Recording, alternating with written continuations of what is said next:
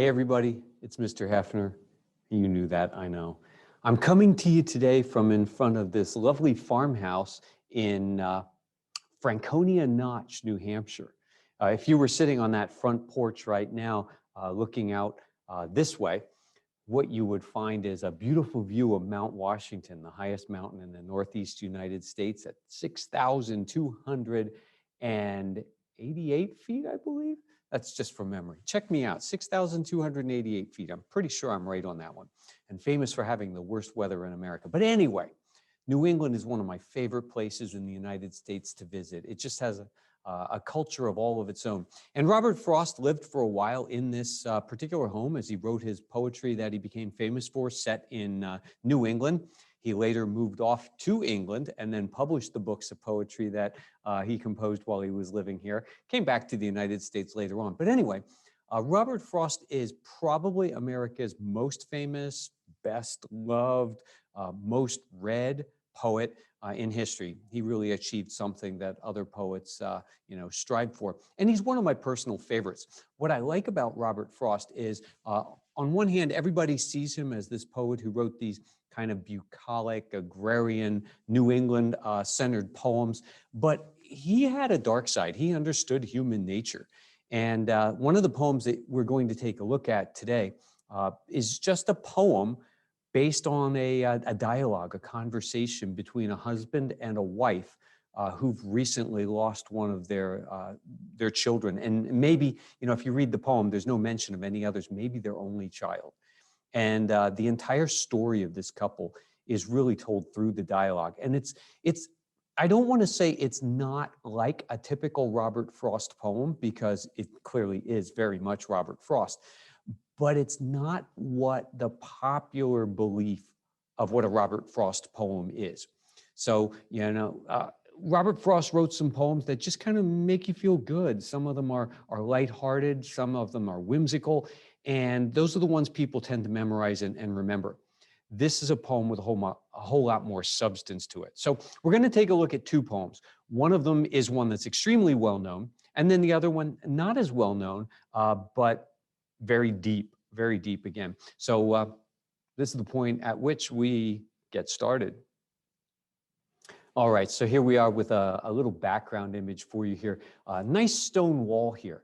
That's a stone wall, not unlike the kind you might find here in Berks County, but throughout New England, they're famous for these stone walls. What would happen is, in the early days, farmers, if they left stones like this, boulders and rocks and things like that in their fields, they would break their plowshare when they went out to plow. So one of the things they had to do all the time was go looking for rocks and boulders in the ground, dig them up.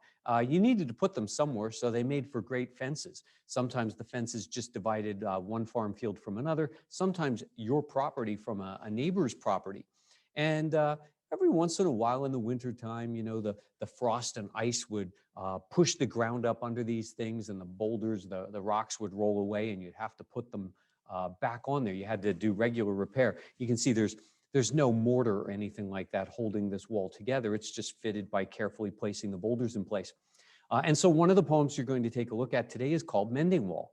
It's about the process of fixing one of these walls. Now, I know that sounds strange, like, is this like poetry by the Home Depot?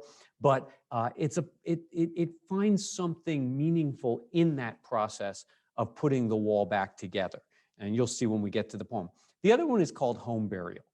And again, on these New England farms, many families, they buried their dead right on their own property, had small little burial plots. And in this particular poem, we're going to have a dialogue between a husband and a wife, and it centers around the recent death and home burial of their child. But the less than essential question for today is going to be, how do these poems represent the life and works of Robert Frost? And as I've said to you in other presentations, we really can't just read two poems and then decide how they represent that author. I can tell you what some characteristics of Robert Frost are, and we can look for those characteristics in these poems. But the truth is, even if you don't see them, even if you don't associate them with Robert Frost, it does not take away from the literary value of these particular poems. This is American literature, and so we're studying American authors, American time periods, the literature that was created in those time periods, and that's all well and good. But when it comes right down to it, a work of literature, be it a poem, a short story, a novel, or a play, has to stand on its own merits. And a quality poem is a quality poem, regardless of the life of the author, who created it. So I'll tell you a little bit more about Robert Frost in just a second, and then I'll give you a chance to read the poems, and then you can come back to this video like always, and we'll go over the simple check for understanding questions. But the reality is what's most important with a poem like either of these is the connection that you as a reader make to them. So try to make some personal connection as we go on. All right, there's a fairly young Robert Frost, born in 1874, lives until 1963, which puts him into my life period. I was 1 year old when Robert Frost passed on. In 1961, Robert Frost was well enough known that John F. Kennedy asked that Robert Frost recite some poetry at the inauguration of the president.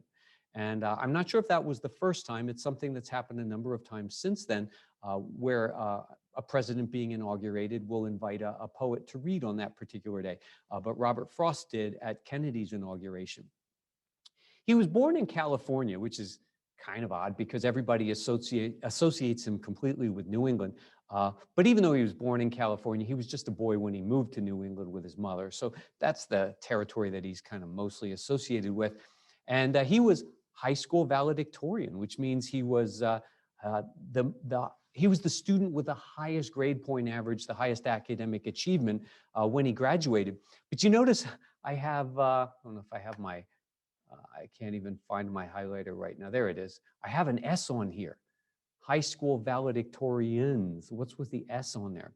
Well, turns out he was a co-valedictorian. He tied evenly. And the other valedictorian of his class happened to become his wife. So must have been a pretty smart couple to graduate, not 1 and 2 in their class, but 1 and 1. They were both at number 1 when they graduated. He had an absolute Ivy League education, both at Dartmouth in New Hampshire and Harvard in Massachusetts. He held a bunch of different jobs. And again, I think if you're going to be a writer or a poet, you need to have certain life experiences. He was a bobbin boy, and I'm not sure exactly what a bobbin boy is, but I can tell you this. A bobbin is a type of spool that goes on the machines in knitting mills. And New England was famous for its knitting mills. And so he worked in those places that produced fabric and clothing, and it was probably his job just to replace those bobbins with fresh thread. That's a guess on that one, but he was a bobbin boy. Cobblers are shoemakers, not like a blueberry cobbler. And again, in New England, lots of people were shoemakers in those days. It wasn't a thing where shoes were made in large factories and shipped, to the United States by the truckload or anything like that. He was a school teacher, whether you take thinking like the small one-house school or even in college. He became a college lecturer later on, worked as a journalist, and he was a gentleman farmer. The house that I showed you, the one that's behind me right now in this little window, if you can still see me, is actually part of a small New England farm. He did move to England after he lived here and wrote his poems about New England, and then published 2 books. A Boy's Will and North of Boston were the 2. Today, if you go to the bookstore, you often find those 2 combined into 1 volume of poetry. Oh, there it is. A Boy's Will and North of Boston were the 2 poems. And then I already kind of snuck this out. He was a teacher at Dartmouth, again, where he had a degree, Ivy League, Amherst, Harvard, Michigan, and 4 Pulitzer Prizes for his poetry here. I think that puts him at number 1. We had Carl Sandburg, who had 3, and now Robert Frost has 4. Pretty good achievement there. And I already mentioned to you that he read his poetry at the inauguration of John F. Kennedy. The story goes that he wrote a special poem for the occasion, but in the days before teleprompters, he had his words typed on white paper. The sun was shining brightly, and he couldn't even read the words on the white paper. And so he simply recited some other poetry that he had done before and happened to have memorized. I don't know if that's legend or true. I've seen, like, I've seen it reported as truth, and then I've had others say there's no evidence, and Robert Frost never ever gave an interview about that situation. It's just still a good story. And as I said, arguably, he's America's most popular poet. I have a feeling if you went out into the world and you just into the United States and you just started asking people, name a poet, what poet comes to mind first? I think you would probably hear Robert Frost's name probably more often than anybody else's. Now, our literary tools that we're going to take a look at for today are going to be diction. This is not new. We've talked about diction before. When you're a writer, you choose your words carefully. When you just speak, sometimes what comes out is what comes out. But when you're writing, it's slow, it's deliberate, it's purposeful. And you may choose your words to create a very formal level of language or a very informal level of language. And that's going to affect a lot of other things in the poem. Tone, for example, gets affected by that. Character can be affected by that. And then the other one we have is going to be character, because even though we're doing poetry, we have characters in the poems today. When we do Mending Wall, we're going to have the speaker in the poem, and we're going to have his neighbor. And then when we do Home Burial, you're going to have the voice of the husband and the voice of the wife. So we do have characters, and we don't get descriptions of them, so there's no narrator to describe them. We're going to have to figure out who these characters are and what type of characters they are through other things. Not direct description, but we're going to have to look at the dialogue. We're going to have to look at their actions. And as a writer, you should know that these are far more effective ways to develop your characters than to just simply always use a narrator and describe the character directly. And then we also have a symbol. And we've talked about symbolism a lot throughout the year. A symbol is something that stands for both itself and something else.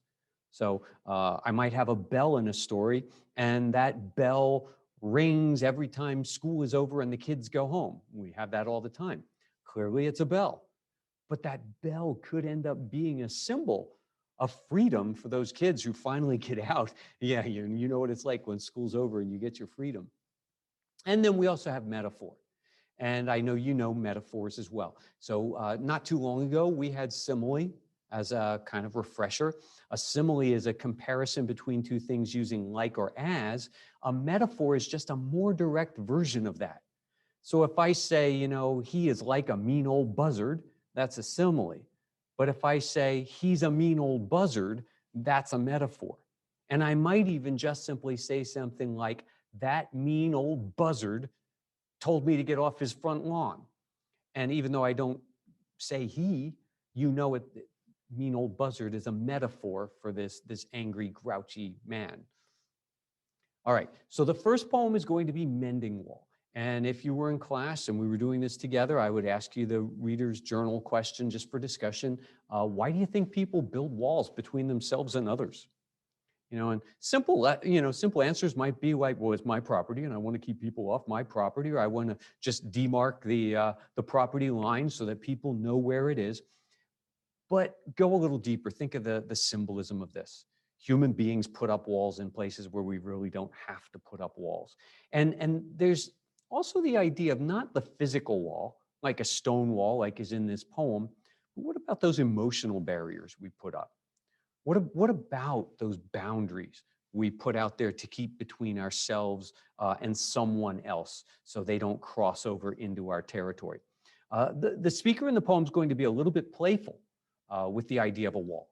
So keep your eyes out for that. And he's actually going to ask his neighbor in this poem that they go out in the springtime to repair the stone wall after winter. As I said, frost can get underneath these walls, and the boulders come rolling back down. You need to put them and pick them up and put them back and things like that.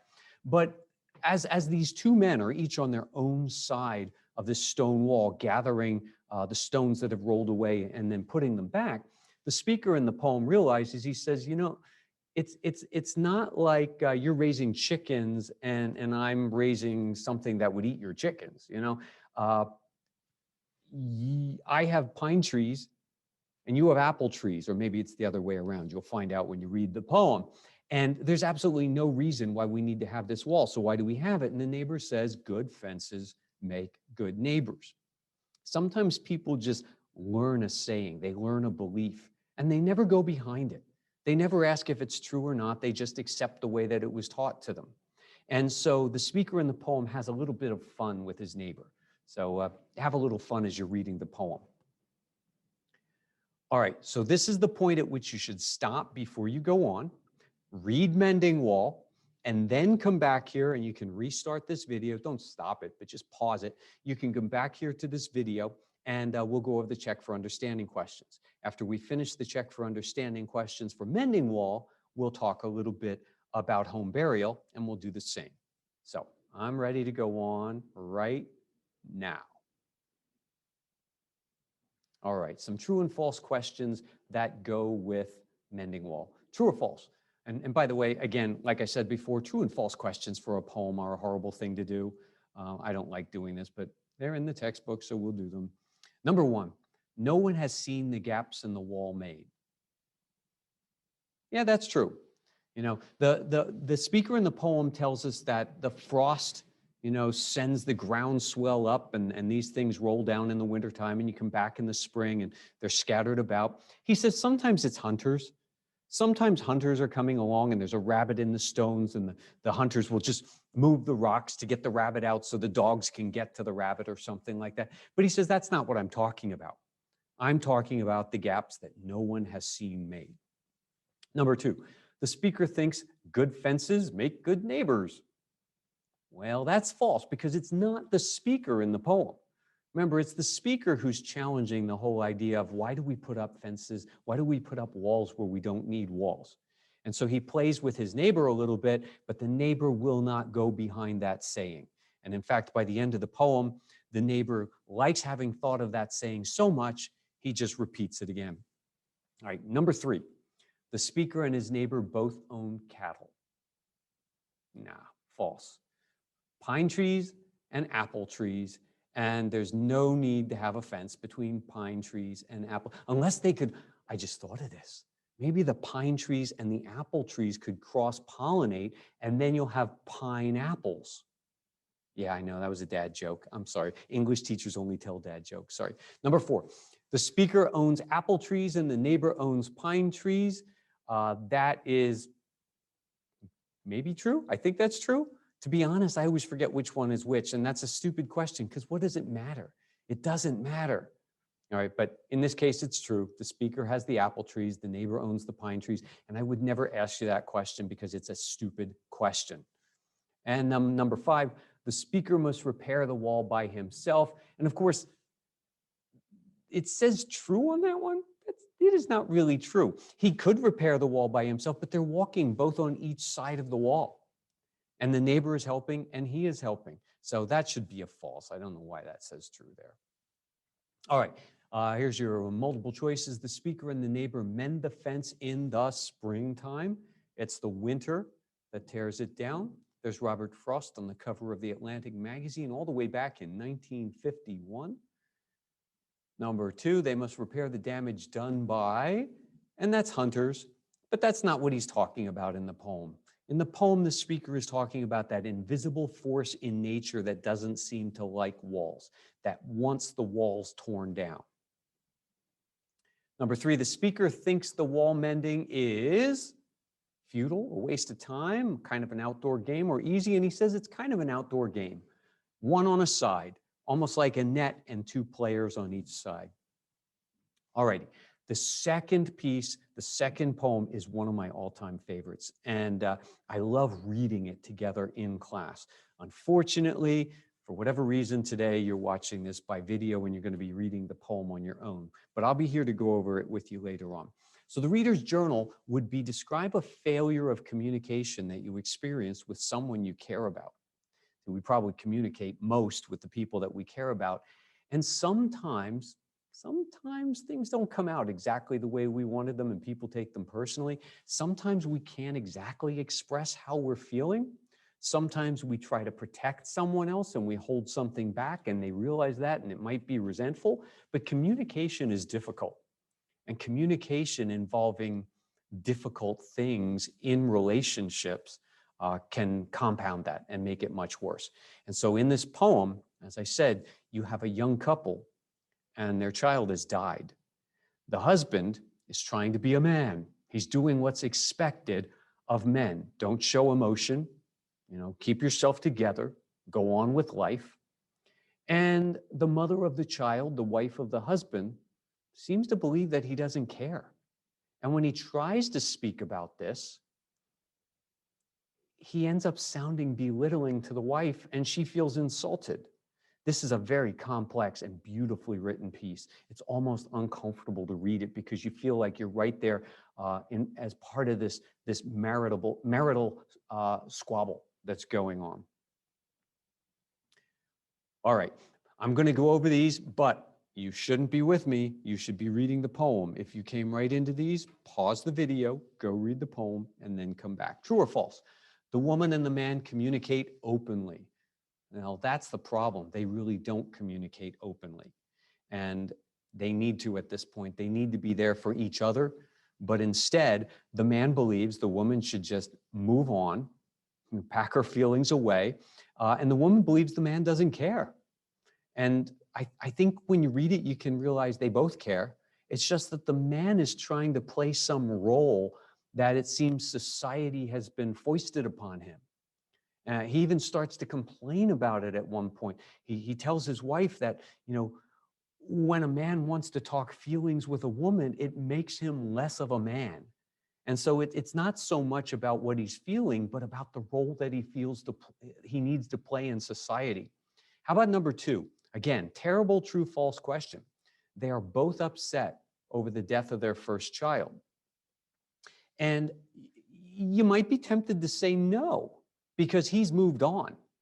But he tells us, I need to talk about this, but I can't talk about this. It makes me seem weak when I talk about this. Why don't you move on, kind of thing. To say that they're both upset over the death of their child has to be true.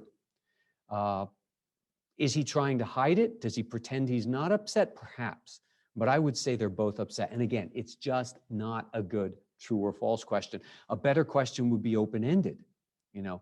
In what ways does each character show that he or she is upset about the death of the child? Or how do these characters deal with it would be much better. True and false does not work with poetry. Number 3, the woman believes the man is hard-hearted because he was speaking of everyday matters as he dug his son's grave. Now, the answer we've got here is true. Now, let me go back over, because again, I don't think that's worded very well. What happened was, the day that the man dug his son's grave, he came back into the house.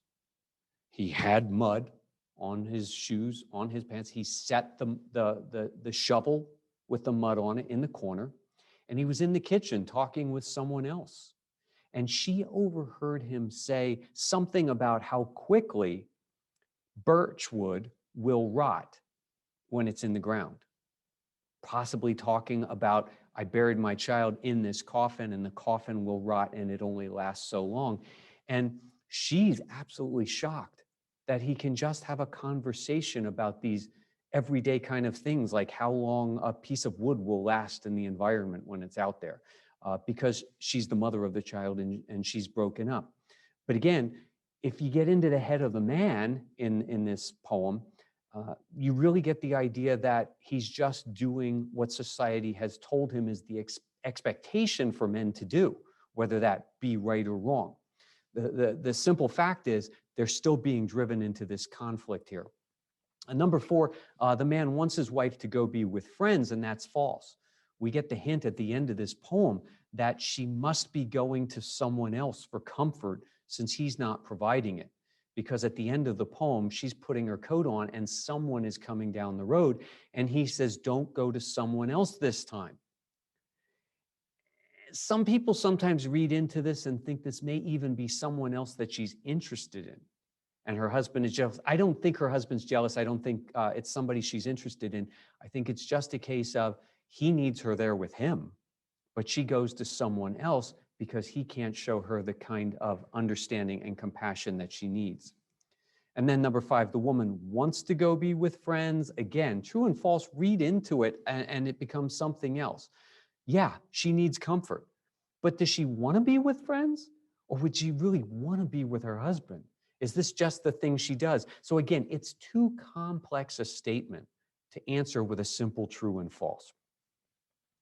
All right, let's take a look at, this is pretty simple here. We had a dialogue, and you have to understand the two sides of the conversation that were going on. So you're just going to decide whether each of these quotes was said by the man, by the father, or by his wife, the mother. So number 1 is, what is it you see from up there always? For I want to know. And that is the point where the mother is up at the top of the stairs looking out the small window. And the husband asks her. So that is the man who says that.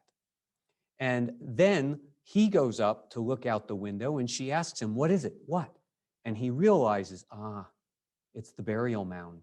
You can see it from this window. I forgot about that. And his family members are buried in that small farm plot. I must get out of here. Well, that's the point where she can't stand the argument anymore. She can't stand the way things are going, and she's putting her coat on to leave. And of course, he says, don't go to someone else this time. And at one point when they were trying to talk things out, he started talking about feelings, but then he slipped up and he said something like, I think you could be over this by now. And that's when she turns and she says, there you go, sneering now. You really don't understand how I feel. You're trying to comfort me, but it's fake comfort because it seems like you just want me to move on and forget about it. And that's not what she needs at this point. All right, so we have the literary terms, and these are pretty simple. A figure of speech in which a thing is spoken of or written about as if it were another, and that's going to be metaphor. And then this refers to word choice. It determines the style. It determines how lofty or how simple the language is. Is it very formal or is it very informal? And the word we use for that is diction. All right, so that's our introduction to Robert Frost. I hope that you'll be willing to take a look, at some other Robert Frost from time to time. He's really got quite a variety of pieces. Some of them are very dark. Some of them are just kind of light and fun, but all of them show his understanding of human nature. And he's worth a second look. All right, thank you very much, and I'll see you next time.